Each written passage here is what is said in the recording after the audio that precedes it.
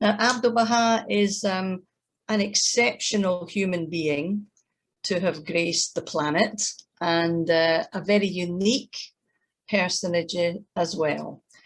And in all of religious history, there has never been a personage like Abdu'l-Baha. And you would think that someone who eventually got to that station in life would have had the most amazing, protected childhood.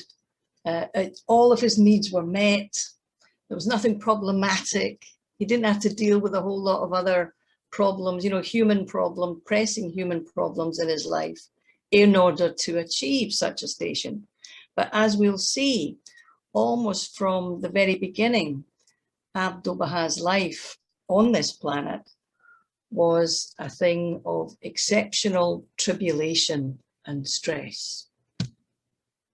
So this is the first photographs that we have of young Abdu'l-Baha. And this was a photograph that's used a great deal because it was taken in Adrianople. We'll come to that section of his life later. But we have no earlier photographs of Abdu'l-Baha. So we see him here as a young man of about 23. So we don't have any childhood photographs. Obviously, that would be a bit ridiculous anyway, 1850s in Iran. But amazingly, photography comes in the mid-19th century, and we are able to have photographs of Abdu'l-Baha. And when he comes out of prison, out of Akka, my goodness, as a much older man, there are hundreds and hundreds and hundreds of photographs of him as he travels around the world. But this is lovely. We see here a combination of his father's features and his mother's features. Some of these photographs are colored later, and he actually had blue-gray eyes. So that was quite unusual for most Persians. They usually have the brown or very, very dark eyes. But there we are. So he has a sort of wide brow, aquiline nose, they talk about that, and a very calm and serene appearance. So that's Abdu'l-Baha as a young man. And obviously, by the time he starts off life with his mother and father, who are from a noble background, and there's lots of properties. And he travels with his family between Tehran and the lands that they own to the north. That's his younger brother, Mehdi, around about the same time. Mehdi was quite a bit younger than Abdu'l-Baha. So the details then, he's born in Tehran, and he's born at a very significant time, the 23rd of May in 1844. And it's the midnight of the same day that the Bab declared his mission.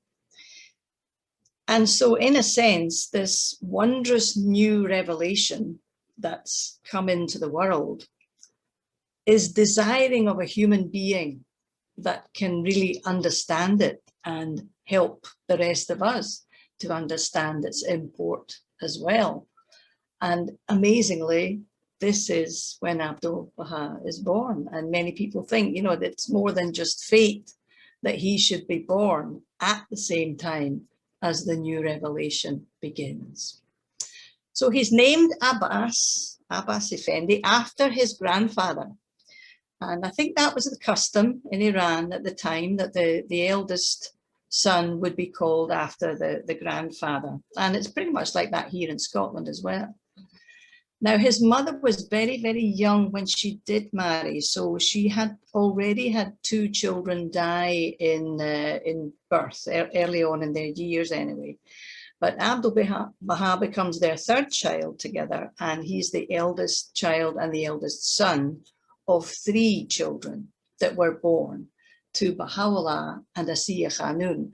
And it's worthwhile remembering that this is a family who follow the traditions of the Islamic customs of having more than one wife, as Baha'u'llah did. And although Abdu'l-Baha was very close with his own brother and sister, he had lots of other half-brothers and half-sisters that again he was close with, but they gave him so much pain in his life and sadness that again, this is another aspect of his life that's amazing, that in spite of all of the malice and the envy and the jealousy that was directed to him, he gave out nothing but understanding and love. So his early childhood was spent in the comfort of a noble family home, plenty of food. There were servants, there was livestock, there was countryside, there was wonderful picnics and all the rest of it. Life was very, very good. And his mother and father were both highly thought of, and Baha'u'llah was already renowned in the region and the countryside for being like a father to the poor. So that's quite fine. However, it's not long before the Babi revelation takes hold in Iran, and a message from the Bab, as we know, is sent to Baha'u'llah. And when Baha'u'llah opens the scroll with the writings of the Bab, he immediately recognizes its source and becomes a Babi, a follower of the Bab.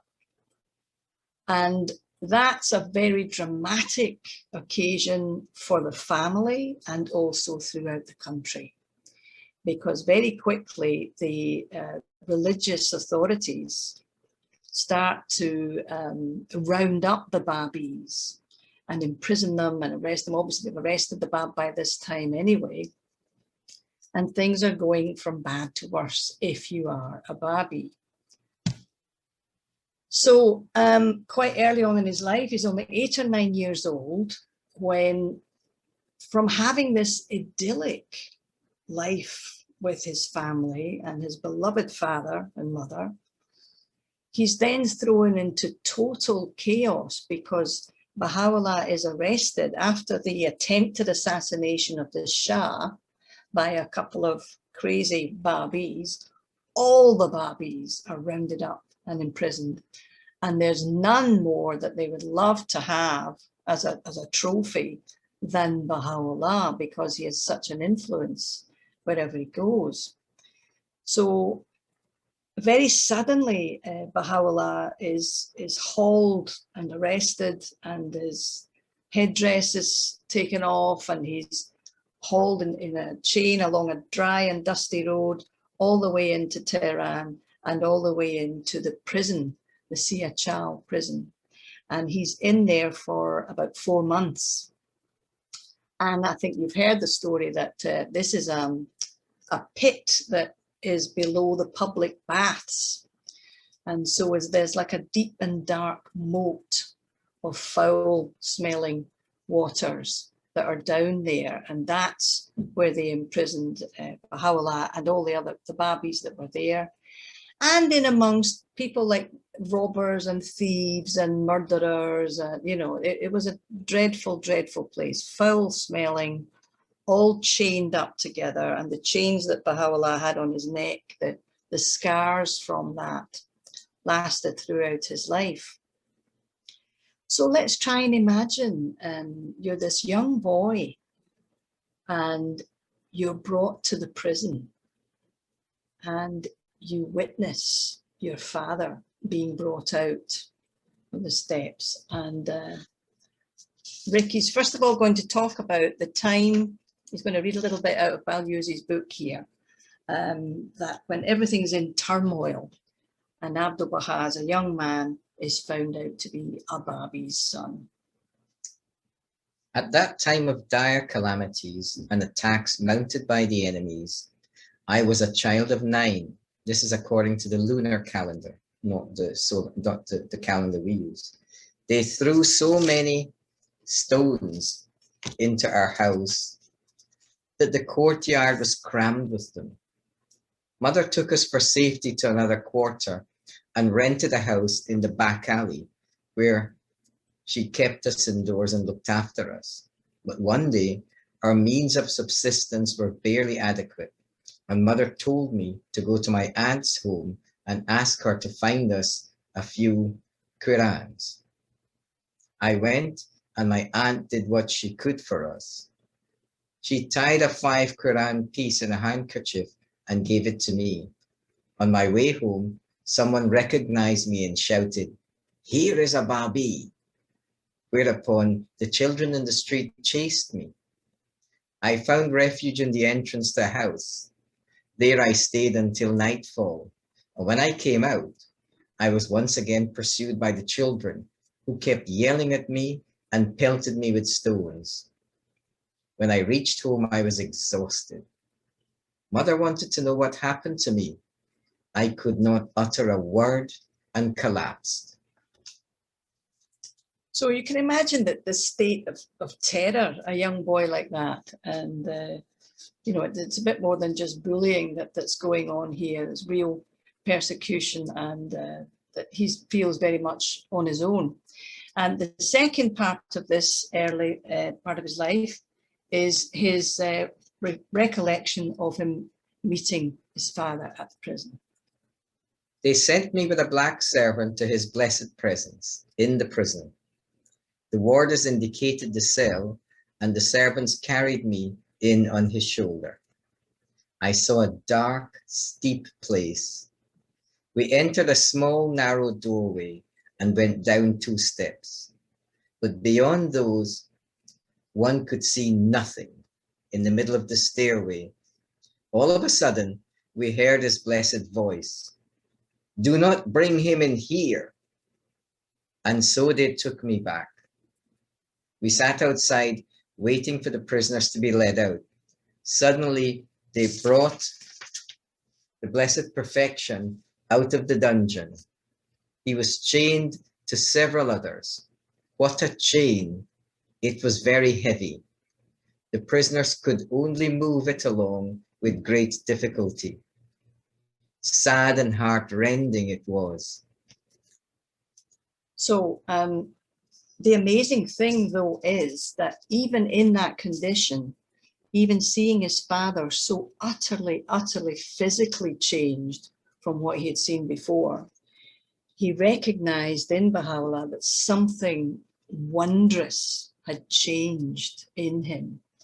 And certainly all the writings reflect the fact that Abdu'l-Baha, even as a young boy, was one of the first to believe with his entire being that in the mission of Baha'u'llah.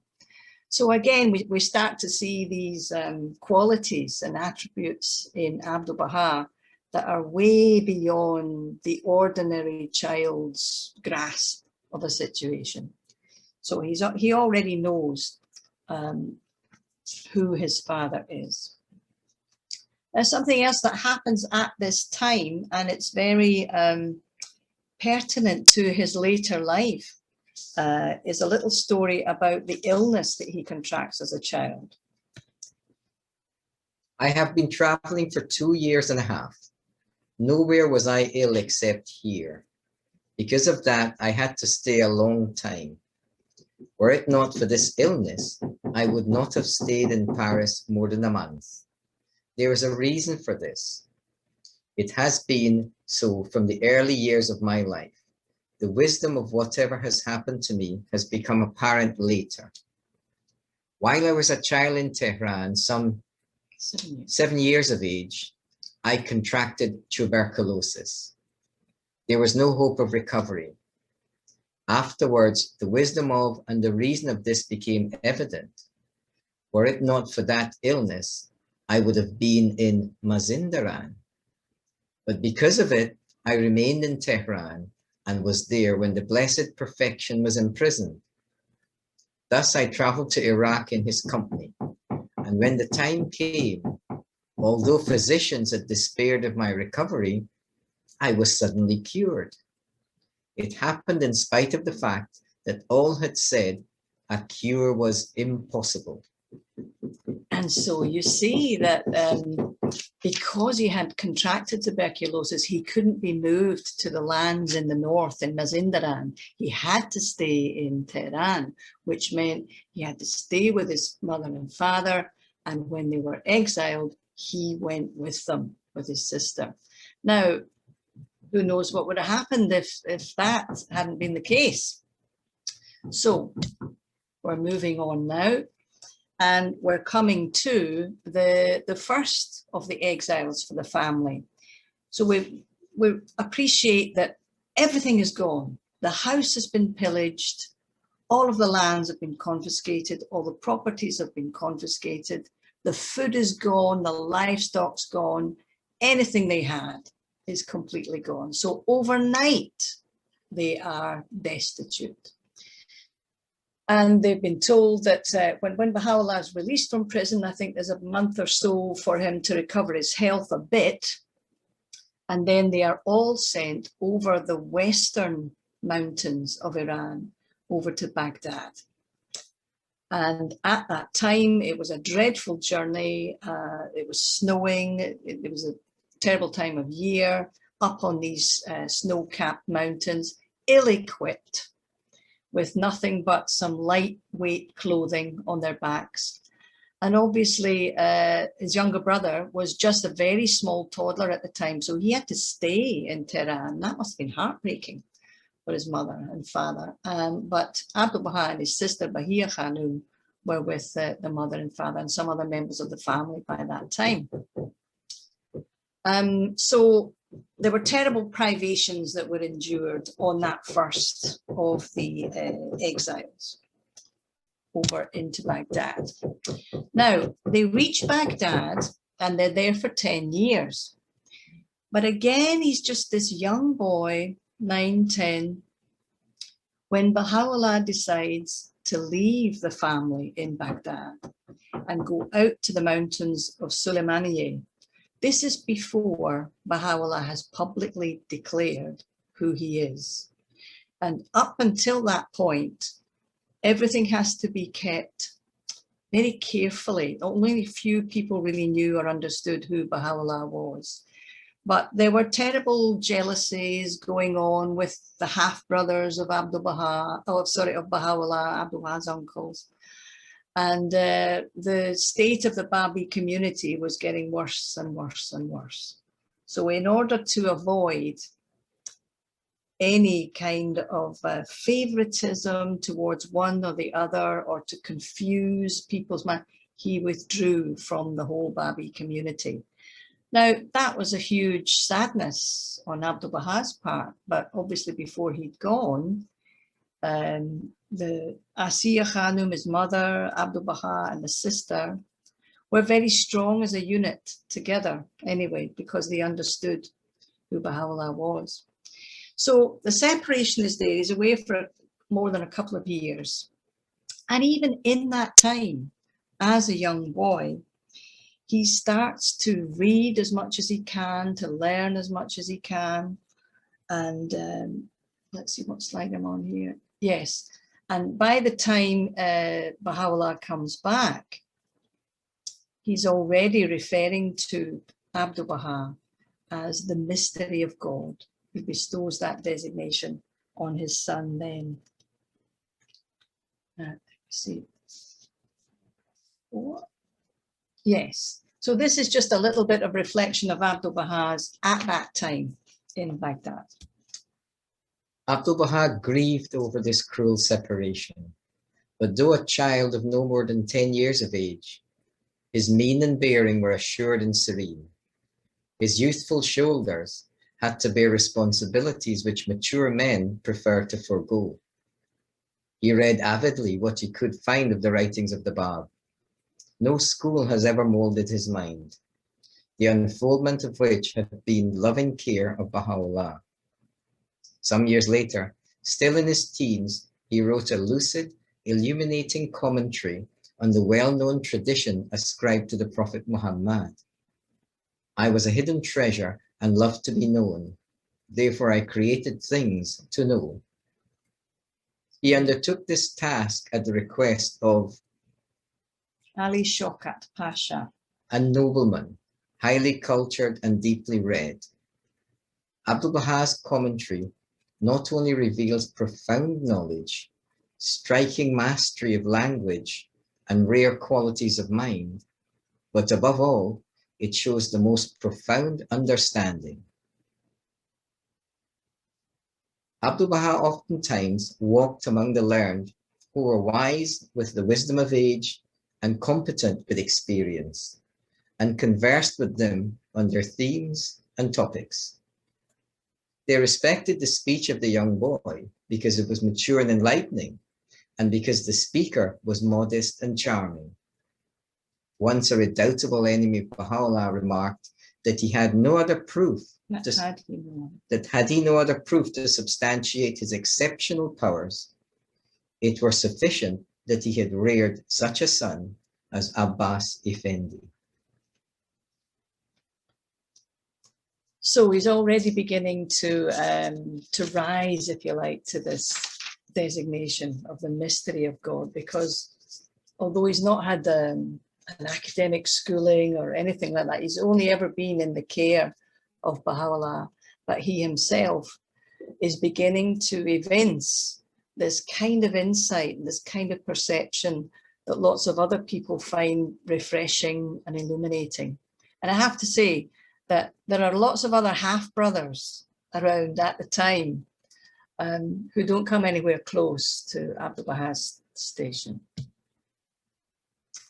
So 10 years in Baghdad, and by the end of that period, we have the public declaration of Baha'u'llah in the Garden of Rizwan.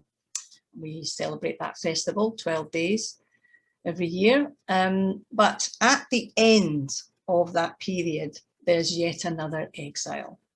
And this time it's from Baghdad going northwest up to Constantinople, modern day Istanbul. And there are some months there, and then again, they're exiled over to Adrianople, which is modern day Edirne. And so here we see the young man of Abdu'l-Baha at 19 years old now, and he's already stepped into the shoes of someone who the rest of the family and all the followers will look to. And so he serves the needs of the exiles. He gets up very early in the morning, or he rides by horse throughout the night to arrange the camp for the next morning that they'll all arrive at, to arrange shelter, to arrange food. He organizes all of those types of needs for the group of exiles. And increasingly, he plays this shielding role for Baha'u'llah, the King of Glory, because more and more the half-brothers are really beginning to stir it with the other followers. And to be a big showdown, if you like, is on the horizon, a real test of the people, of the followers' faith. And this comes out in a dreadful incident in Edirne, in Adrianople, when the half-brother Mirza Yahya decides that he will poison his half-brother Baha'u'llah to get rid of him, and then take on the mantle, as he feels, of being the promised one. So here he is as a young teenager, his sister's there, his younger brother has arrived by this time, and here they are with their mother, and this half-uncle is actually trying to poison Baha'u'llah, and knowing who his father is, and the absolute horror of that in his own mind must have been dreadful.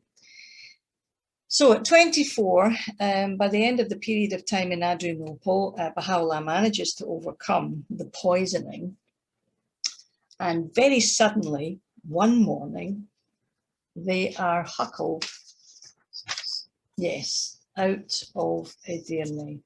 And we'll just read this. Without warning, one morning in that sweltering summer month, soldiers surrounded the house of Izzat Aga, where Baha'u'llah resided. His followers were rounded up, wherever they were in the city and were told that they had to leave. One of them, Agaridei Kanad, a man staunch and steadfast to the end, had recorded, "Most of our possessions were auctioned at half their value. There was great consternation in the city. Consuls of the European powers came to offer their assistance to Baha'u'llah, but their aid was courteously and emphatically declined." Baha'u'llah himself makes mention of these tribulations in the Surah Rais, a tablet addressed to Ali Pasha, the Grand Vizier of the Ottoman Empire. The loved ones of God and his kindred were left on the first night without food. The people surrounding the house, and Muslims and Christians wept over us.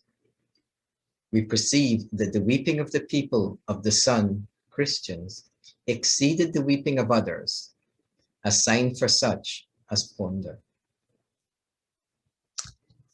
So it was a very sudden exile. And once again, the little bits and pieces that they'd managed to maybe accumulate over the 5 years or so that they were in Adrianople, that was it, they were gone, you know, all taken from them again. And this time it was the fourth and final exile off of Europe and the Middle East and into Akka. And this is the photograph that was taken in Edirne, in Adrianople, before the family left. And it's a passport photograph, and they were all photographed. And when you go on pilgrimage out to Haifa, you see the passport photograph of Baha'u'llah. And you can imagine that having been poisoned, he doesn't look as though he's in the best of health. And we see here Abdu'l-Baha's countenance as well, you know, aware of the fact that he nearly lost his father because of his uncle's wickedness and poisoning. But that's him at the age of about 23. And like I say, he has tuberculosis, which is a disease that haunts him for the rest of his days. But a tremendous strength of character.